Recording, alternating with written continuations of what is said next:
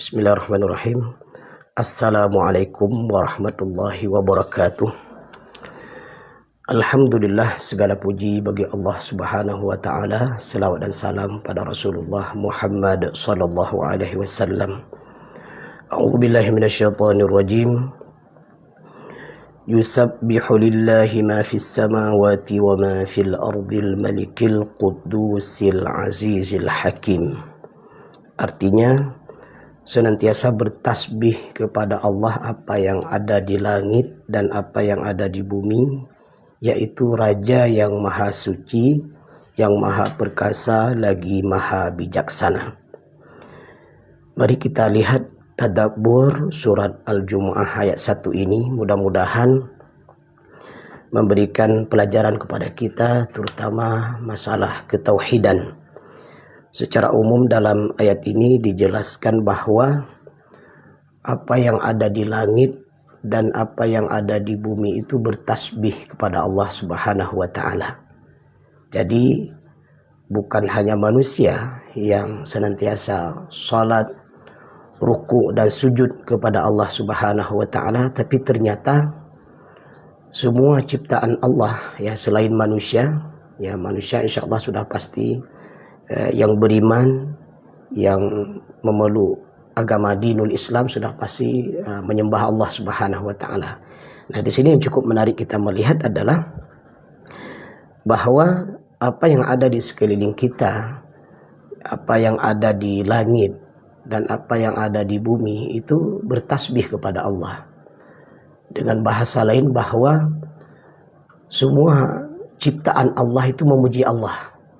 Jadi ketika kita menyebutkan kalimat ciptaan Allah berarti seluruh alam, ya, langit, bumi, kemudian semua isi yang ada di langit, semua isi yang ada di dalam perut bumi, semua isi yang ada di antara langit dan bumi, itu semua ciptaan Allah. Maka kita harus paham bahwa semua ciptaan Allah itu bertasbih kepada Allah Subhanahu wa taala. Mari kita lihat secara umum dalam tafsir Ibnu Katsir dijelaskan makna atau hakikat atau bentuk daripada tasbihnya makhluk Allah yang ada di bumi kepada Allah Subhanahu wa taala. Yang pertama, yusabbihu lillahi ma fis samawati wa ma fil ard. Segala yang ada di langit dan di bumi bertasbih kepada Allah Subhanahu wa taala. Ibnu Katsir menjelaskan bahwa ayat ini serupa dengan pembukaan beberapa surat lain seperti surat Al-Hadid, Al-Hasyr, surat As-Saff, di mana Allah menyatakan bahwa segala makhluk yang di langit dan di bumi senantiasa bertasbih kepadanya. Jadi selain surat Al-Jumu'ah ini, ada surat-surat yang lain di dalam Al-Quran di mana disebutkan bahwa juga dimulai dengan yusabbihu lillah, artinya bertasbih kepada Allah, memuji Allah Subhanahu wa taala. Kemudian di saat kita membaca Al-Quran juga di beberapa surat yang lain, di tengah surat terkadang atau di akhir surat juga disebutkan dengan bentuk pemahaman yang sama meskipun dalam redaksi yang berbeda, dalam kondisi yang berbeda, artinya tujuannya sama, bahwa semua apa yang ada di langit dan di bumi, kalau bahasa Aceh itu lat batat kaya batai apapun, itu semuanya memuji Allah, bertasbih pada Allah Subhanahu wa taala.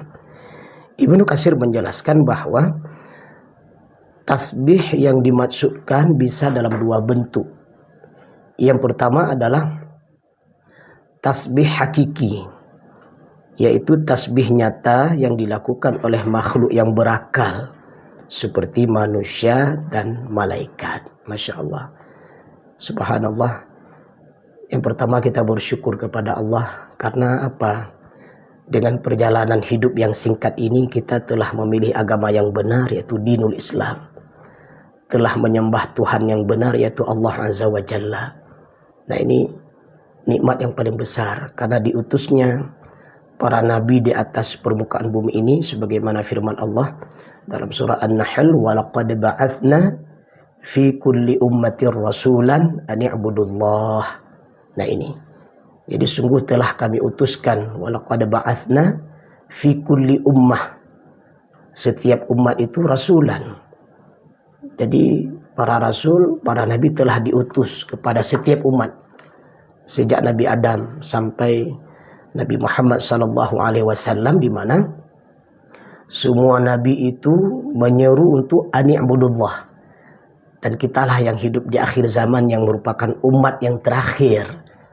Alhamdulillah kita umat Nabi Muhammad, sebagaimana Rasulullah ya, dengan menyampaikan wahyu Allah, kemudian juga menyampaikan hadis Rasul yang mulia, semua itu adalah mengajak untuk menyembah Allah Subhanahu wa taala. Kemudian wajtanibut taghut.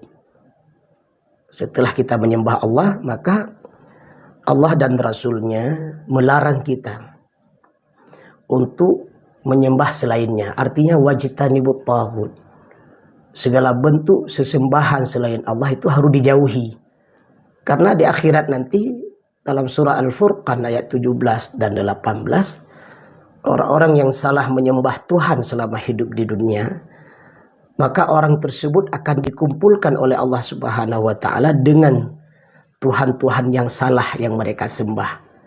Kemudian Allah Subhanahu wa taala bertanya kepada makhluk yang disembah tersebut, apakah kamu yang menyesatkan hambaku atau mereka yang menyesatkan diri sendiri? Nah, di sini cukup menarik, surat Al-Furqan ayat 17 dan 18. Makhluk yang ditanyakan tersebut apa? Dia jawab, tidak pantas bagi kami ya Rabb untuk disembah, karena kami memuliakanmu, karena kami bertasbih kepadamu, maka mereka tidak pantas menyembah kami. Nah, ini banyak sekali kita lihat. Kalau kita lihat dalam Al-Quran, bagaimana tidak bolehnya kita sebagai manusia, sebagai hamba Allah menyembah makhluk atau menyembah selain Allah, itu tidak boleh. Itu nanti masuk kepada kesyirikan dan kekafiran. Nah, tasbih yang kedua dimasukkan di sini adalah tasbih hal atau keadaan.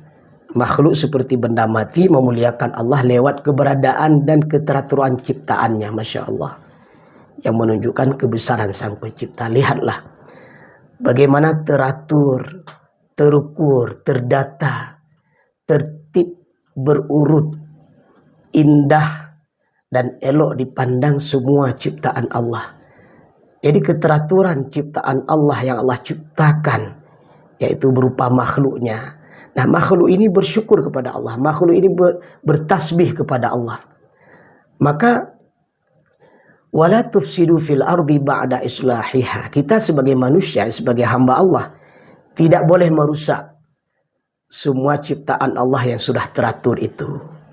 Ya, tidak boleh menggunduli hutan, ya, tidak boleh merusak hutan, tidak boleh memotong pohon sembarangan, tidak boleh menggali gunung sembarangan, dan tidak boleh menimbun tempat rawa-rawa. Nah, ini bentuk keteraturan itu semua. Subhanallah, gunung itu di samping juga bertasbih kepada Allah, dia juga menyerap air. Nah, kenapa terjadi banjir? Karena tidak ada lagi yang menyerap air. Kenapa pohon tidak boleh kita potong atau kita tebang sembarangan? Karena tidak ada yang menyerap air, akan merusak ekosistem kehidupan.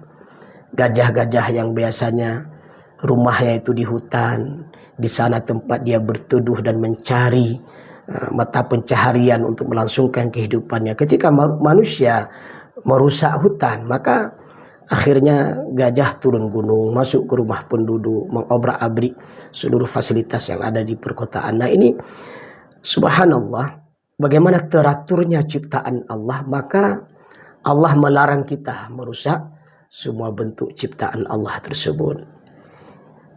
Pemahaman selanjutnya adalah ini menandakan bahwa alam semesta tunduk kepada kehendak Allah, baik secara sukarela atau secara kodrati. Subhanallah. Jadi kalau kita memahami ini, maka kita merasa sangat bersyukur kepada Allah. Kita memuji Allah, kita bertasbih kepada Allah, dan semua makhluk selain manusia juga bertasbih kepada Allah. Kalimat berikutnya adalah Al-Malik. Al-Malik ini bermakna raja, pemilik, penguasa segala sesuatu, tidak ada satupun yang dapat keluar dari kekuasaannya. Ini harus difahami. Kita membaca Maliki Yaumiddin di surat yang terakhir yang ke-114 itu surat An-Nas, Malikin Nas. Nah ini coba kita lihat bagaimana dua surat. Surah Al-Fatihah yang merupakan surat pertama dalam Al-Quran. Kemudian surah An-Nas, surat yang terakhir dalam Al-Quran. Itu bagaimana disebutkan ada kalimat Al-Malik. Al-Malik itu bermakna raja, pemilik, penguasa. Allah itu maha kuasa, baik itu di dunia maupun di akhirat. Kemudian menurut Ibnu Katsir, ini menunjukkan bahwa seluruh alam semesta berada dalam genggaman dan aturan Allah Subhanahu wa Ta'ala. Masya Allah. Kalimat selanjutnya adalah Al-Quddus, yaitu maha suci. Al-Quddus berarti suci dari segala kekurangan, cacat, dan segala sifat makhluk. Masya Allah. Allah yang maha suci, yang maha sempurna, yang maha kuasa. Allah yang kita sembah, subhanallah. Lihatlah, begitu sempurna ciptaan Allah. Al-Musawwir, yang maha menghiasi. Lihatlah gunung-gunung yang indah, pohon-pohon yang hijau. Kemudian kalau kita perhatikan, kita berjalan lebih jauh. Ada pohon yang ketika kita melihat warna bunganya yang beraneka warna, yang luar biasa. Al-Musawwir. Allah maha menghiasi semua itu dengan penuh keindahan. Bukankah kita senantiasa sering berekreasi melihat ciptaan Allah yang luar biasa ini? Maka di situ terucap kalimat subhanallah, masya Allah, maha suci Allah, maha agung Allah atas semua ciptaannya. Nah, kemudian Al-Aziz menunjukkan keperkasaan dan kemuliaan Allah yang tidak terkalahkan. Sehebat apapun manusia hari ini tidak bisa menciptakan bibit. Sehebat apapun manusia hari ini tidak bisa menciptakan pohon. Sehebat apapun manusia hari ini tidak bisa menciptakan langit. Sehebat apapun manusia tidak bisa menciptakan udara, dan makhluk yang paling kecil sekali hanya bisa dilihat dengan alat bantu seperti mikroskop. Bahkan ada lebih kecil lagi dari itu. Subhanallah, ternyata tidak ada satu manusia pun yang bisa menciptakan itu semua. Hari ini paling-paling kita melihat ada robot, ya, robot yang bisa menghidangkan makanan, robot yang bisa membuat rumah, robot yang bisa, dia kan terbatas, ya, dengan waktu tertentu dia akan hancur. Tapi lihatlah ciptaan Allah, semua dengan ketentuan Allah yang luar biasa. Al-Aziz ini memberikan pemahaman kepada kita Allah itu maha mulia, maka sudah sewajarnya kita menyembah dan bertasbih kepada Allah. Ibnu Katsir menekankan bahwa tidak ada satupun makhluk yang bisa menandingi kekuatan Allah. Ini dia. Nah, disinilah terasa kelemahan kita. Wa fi anfusikum afala tubsirun. Lihatlah tubuh kita, fisik kita, lihatlah diri kita. Ya, ternyata kita ini penuh dengan kekurangan dan kelemahan. Seiring bertambah usia kita, maka kita semakin lemah. Semua fasilitas yang Allah berikan itu berupa panca indera, itu pun semakin berkurang. Maka semakin lama kita menjalani kehidupan ini, semakin terasa banyak sekali rahmat dan nikmat Allah yang Allah cabut. Itu kalau diberikan kesempatan hidup lebih lama. Maka dalam hadis Rasulullah itu disebutkan umur manusia itu adalah 60-63 tahun.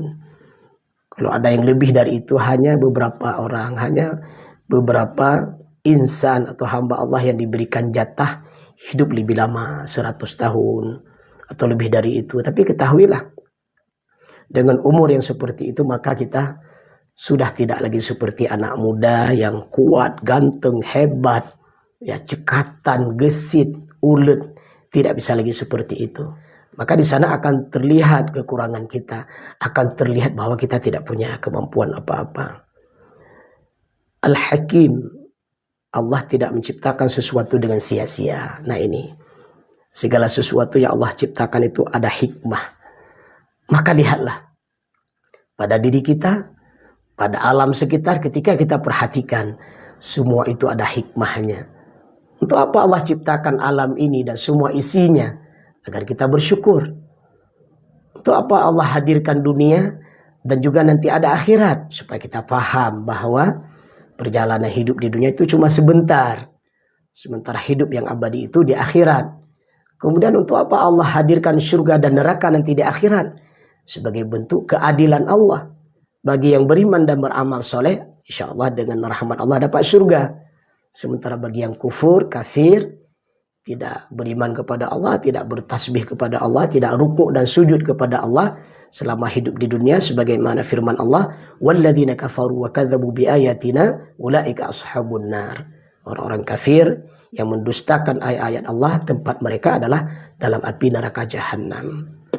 Para pendengar Perusahaan RRI semua dimanapun berada yang dirahmati Allah Subhanahu wa taala, para pemirsa RRI digital, subhanallah, kita sangat berterima kasih dengan program tausiah ini.